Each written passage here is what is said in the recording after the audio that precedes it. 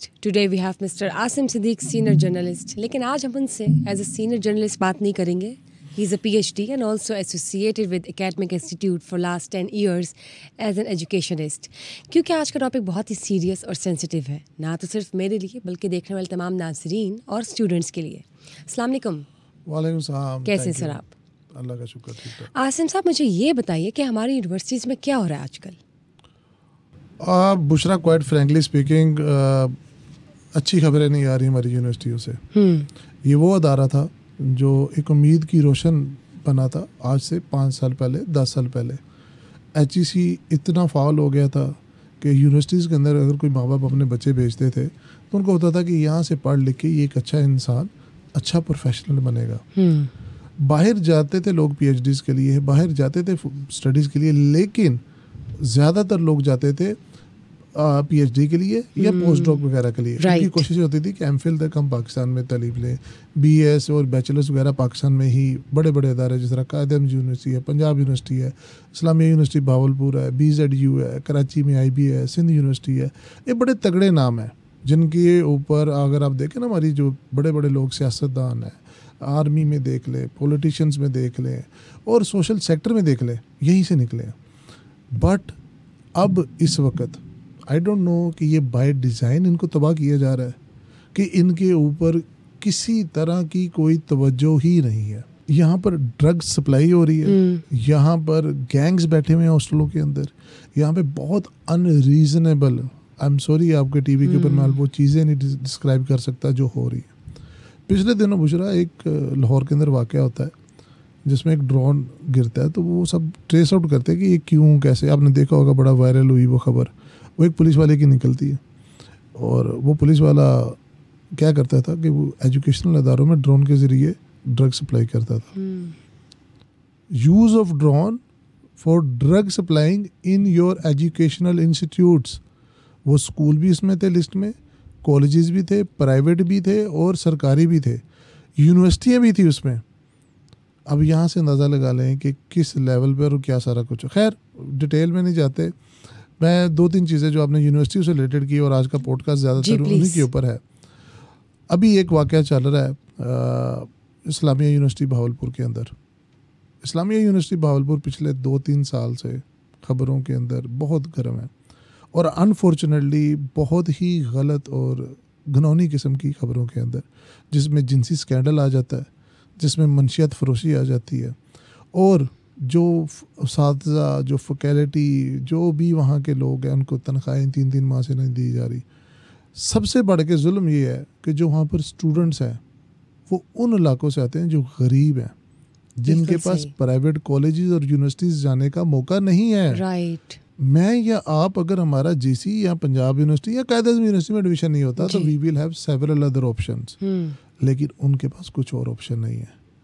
अगर वहाँ पर आप जाएं ग्राउंड के ऊपर, जब ये जिनसी स्कैंडल आया इस्लामिया यूनिवर्सिटी भावलपुर का, तो we went there as a journalist. में गया, हमने देखा तो वो जो बच्चियाँ आती थी, उनके बाप यहाँ तो दिहाड़ीदार मजदूर थे या मैकेनिक थे या कुछ थे, और वो अपनी बच्चियों को अगेंस्ट द नॉर्म्स बेचते थे, अगेंस्ट देयर कल्चरल वैल्यूज बेचते थे. राइट.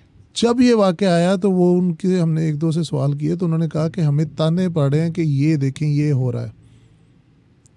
सुसाइड आपको शायद आप मीडिया पे इस तरह से रिपोर्ट नहीं कर सके, यहाँ तक मामला के हैं. कहने का मकसद है, इन सब चीज़ों के पीछे रीज़न क्या है? रीज़न एक है. क्या रीज़न है, मुझे भी बताएं. 155 यूनिवर्सिटीज़ हैं और आधों में वाइस चांसलर नहीं. मतलब 155 यूनिवर्सिटीज़ हैं, तो आपका मतलब है कि 50 to 60 यूनिवर्सिटीज़ ऐसी हैं जिनमें वाइस चांसलर ही नहीं है. वाइस चांसलर ही नहीं है. आप एक डिपार्टमेंट का हिस्सा हैं, आपके डिपार्टमेंट का हेड नहीं होता. कितने दिन चलाएंगे? 2 दिन, 3 दिन, 4 दिन. लेकिन end of the day problems बढ़ती जाएंगी क्योंकि SOPs के अंदर आपकी वर्किंग टेम्परेरी है, परमानेंट नहीं है. अच्छा, अब टेम्परेरी क्यों रखते हैं? सबसे इम्पोर्टेंट सवाल ये है. एज अ जर्नलिस्ट आपको बता रहा हूँ, जो एक परमानेंट वाइस चांसलर होता है ना, वो बगैर मेरिट के फैसला नहीं करता.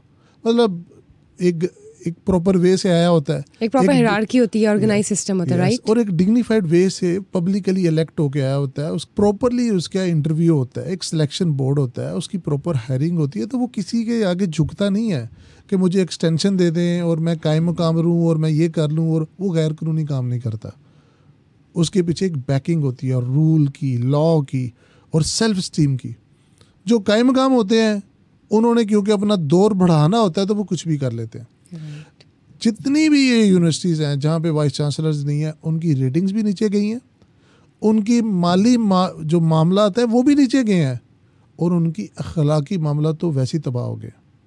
जब आपको पता हो कि ये जो आपका हेड है ये टेम्परेरी है, तो आपकी जो एडमिनिस्ट्रेशन है वो वीक पड़ जाती है, एक डिसओबीडियंस आ जाती है कि यार ये तो आ जाए, कल कोई और आ जाना है, जब वो आएगा तो हम देख लें, अच्छा यार इनका डिसीजन जो है टेम्परेरी है, वी कैन बाईपास दैट। ये जो मामला हो रहे हैं, और स्पेशली इस्लामिया यूनिवर्सिटी बहावलपुर के साथ जो हो रहे हैं, ये इसी की एक कड़ी है। ख़वातीन हमारी स्टूडेंट, फीमेल स्टूडेंट एहतिजाज कर रही है, और किसके ऊपर? पानी ना मिलने में। इमेजिन करें कि पानी इतना एक कॉमन और बेसिक मसला है, वो ही नहीं हल हुआ। आप देखें फीसें भी ली जा रही हैं, और वो मैं फिर बता रहा हूँ कि वो बहुत बहुत गरीब घर की बच्ची हैं। अब ये सब मामला हो क्यों रहे हैं, चल क्यों रहे हैं, और इसके पीछे क्या है? हायर एजुकेशन एक ऐसी चीज़ है जिससे आपके मुआशरे की सिमत का तयन होता है। एक ज़माना था हमारे यहाँ कोई PhD डॉक्टर नहीं होता था, और हमारे हमसाया मुल्क के अंदर अच्छी खासी तादाद थी। फिर HEC ने एक इनिशिएटिव लिया स्कॉलरशिप्स के ऊपर, लोगों को बाहर बोला, वो गलत था, ठीक था, लेकिन उसका एंड रिज़ल्ट ये है कि अब हर यूनिवर्सिटीज़ के अंदर कम अज़ कम 20 से 25 PhD डॉक्टर्स होते हैं। मैं इस चीज़ के ऊपर जो हमारे अताउर रहमान साहब थे उनको सैल्यूट पेश करता हूँ। वो पॉलिसी के ऊपर बहुत सारे लोगों का जी आपने इतने ज़्यादा PhDs कर दिए, और भाई वो PhDs किए तो आपके पास रिसर्च चाहिए ना। राइट। अगर एक बंदे ने किया ही मास्टर्स हुआ है, उसको क्या पता कि PhD करने के लिए क्या तरीकाकार होता है। जब वो बाहर गए तो उनको पता चला कि बाहर रिसर्च कैसे होती है। मैंने PhD जब की, आप यकीन करें, it was shocking for me the type of culture we are, और जो बाहर कल्चर दिया जाता है। वहाँ पर इनकरेज किया जाता है कि आप PhD करें और आप यहाँ से फारिगुल तहसील, और यहाँ पर जानबूझ के आपको लटकाया जाता है कि आप एंड तक उनकी ये कोशिश होती है कि आप भाग जाए। देखें, we need to correct these things, और ये करेक्शन ऊपर से होती है हमेशा। बिल्कुल। हमारी जितनी भी यूनिवर्सिटीज़ हैं, हेड होना चाहिए। बिल्कुल सही है। ऑर्गेनाइज सिस्टम इन यूनिवर्सिटीज़ में वाइस चांसलर्स जिस आप बता रहे हैं कि है ही नहीं आधी यूनिवर्सिटीज़ में, तो वो यूनिवर्सिटीज़ कैसे मैनेज हो रही होंगी, चल कैसे रही होंगी, तो वहाँ पे तो यही हाल होगा। बिल्कुल।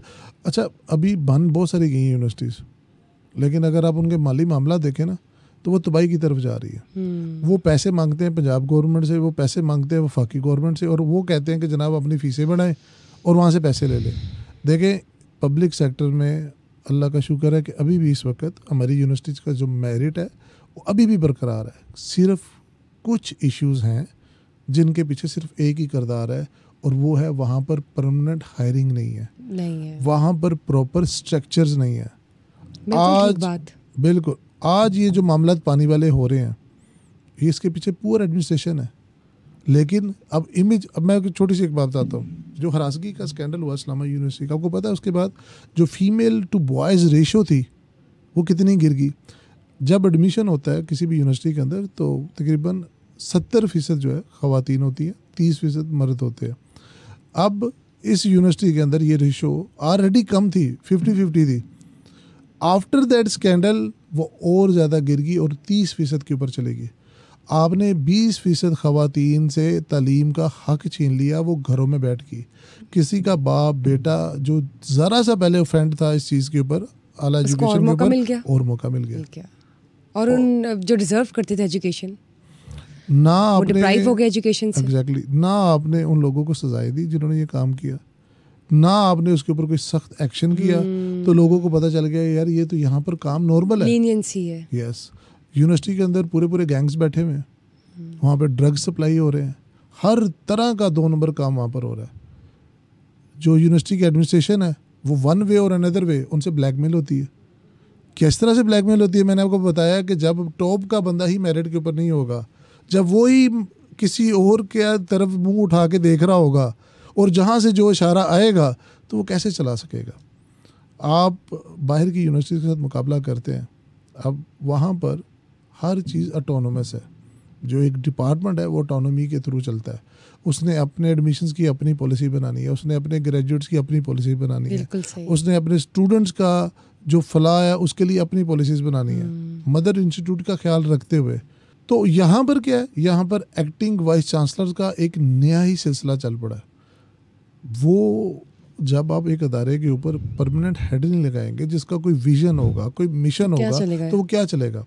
मैं खुद एक अदारे के साथ मुंसलिक रहा हूँ, जितना अच्छा काम प्रीवियस वाइस चांसलर्स ने किया था, और वो सिर्फ इस तरह से कर सके थे कि क्योंकि वो परमानेंट थे, उनके पास एक, आपके पास 3 साल है बुशरा, आपने अपने आप को प्रूव करना लोगों के सामने कि लुक, मैंने 3 साल में इस यूनिवर्सिटी की इतनी रैंकिंग ऊपर लेके गया, मैंने इतने ज़्यादा स्टूडेंट्स की इनटेक बढ़ाई, मैंने ये एम्प्लॉयज़ को फैसिलिटीज़ दी, मैंने ये टीचरों को फैसिलिटीज़ दी, मेरे पास पहले इतने पीएचडीज़ थे, अब इतने पीएचडीज़ हैं।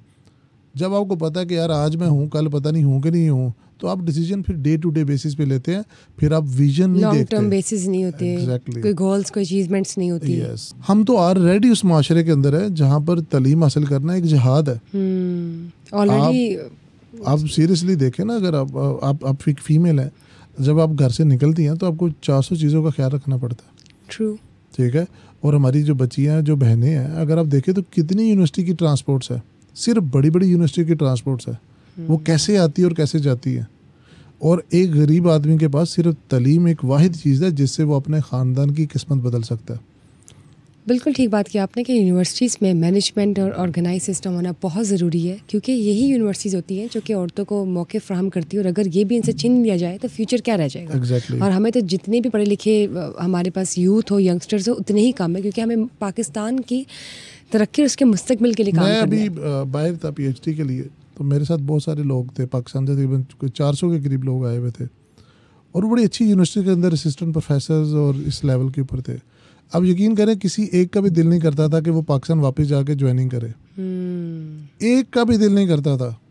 हम आपको एक छोटी सी एग्जांपल देता हूँ। हमारे यहाँ जो यूनिवर्सिटीज़ के अंदर एक प्रोफेसर की सैलरी है वो मैक्सिमम 4 लाख तक है, बाहर वो 40 से 50 लाख तक है।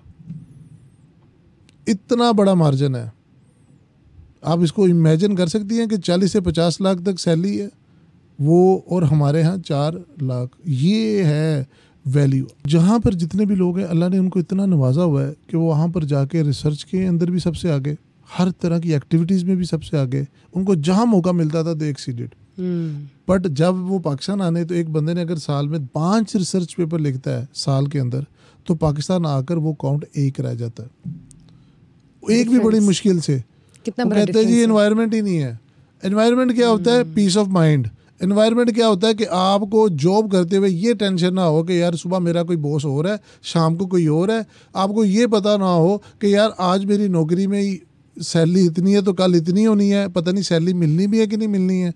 और आपके जो स्टूडेंट्स हैं, they are a big part of your research. Environment अच्छा हो। यस, तो जब आपके स्टूडेंट पानी के लिए इस्तेजाज कर रहे होंगे तो आप क्या कहते हैं कि आपको रिसर्च अच्छी होगी। अगर आपके स्टूडेंट सड़कों के ऊपर होंगे और आपकी यूनिवर्सिटी में मनशियात चल रही होंगी तो आप कहते हैं कि आप टॉप 100 के अंदर आएंगे। सवाल ही पैदा नहीं होता। हम लोगों को यूनिवर्सिटीज़ में पैसा लगाना चाहिए, हम लोगों को यूनिवर्सिटीज़ की तरफ मूव होना चाहिए, सीरियसनेस लेके आनी चाहिए इनकी एडमिनिस्ट्रेशन के ऊपर। आज की इन्वेस्टमेंट है, अगले 100 साल तक आपको ये उठा के रखेगी। बिल्कुल सही बात है। आज जितना भी आपका रेवेन्यू आ रहा है आईटी से, ये आज से 15 साल पहले जो पौधे लगाए थे वो दे रहे हैं। अगर आप आज इन्वेस्ट करेंगे यूनिवर्सिटीज़ में तो आपके अगले 10 साल सिक्योर होंगे। हमारे साथ में हमारे हमसाया मुल्क को देख लें आप, कहाँ निकल गया। सिर्फ proper investment in the institution से। वहाँ पर मेडिकल टूरिज़म है, वहाँ पर आईटी पार्क्स है, वहाँ पर टॉप के एंटरप्रेन्योर्स हैं, बिकॉज उन्होंने एजुकेशन को आम आवाम के लिए फैसिलिटेशन बना दिया था। वहाँ पे इस तरह के टैबूज़ नहीं हुए, वहाँ पे इस तरह की हरकतें नहीं हुई। ये नॉन सीरियसनेस ख़त्म करनी होगी। इन अदारों को कायम दायम रहने दे, खुदा का वास्ता है। इनसे हमारा मुस्तकबिल जुड़ा हुआ है। ये गरीब की आखिरी उम्मीद है, इसको रहने दें। एक गरीब आदमी के पास इसके अलावा और कुछ नहीं है कि वो अपने घर को बड़ा कर ले। बिल्कुल ठीक बात की आपने, रोशनी डाली आपने यूनिवर्सिटीज़ के माहौल की, और इसके साथ साथ आपने ये भी बताया कि कितना ज़रूरी है कि आप माहौल और इर्द-गिर्द की चीज़ों को कितना ऑर्गेनाइज रखें, ताकि उससे स्टूडेंट्स का मेंटल पीस बिल्कुल मुतासर ना हो, बल्कि वो सुकून से आराम से अपनी डिग्रीज ले सके, आला तालीम हासिल कर सके। बहुत बहुत शुक्रिया सर आपका। आपने जो गुजारिशात की, हमें उम्मीद है कि हुकूमत इस पर ज़रूर एक्शन लेगी।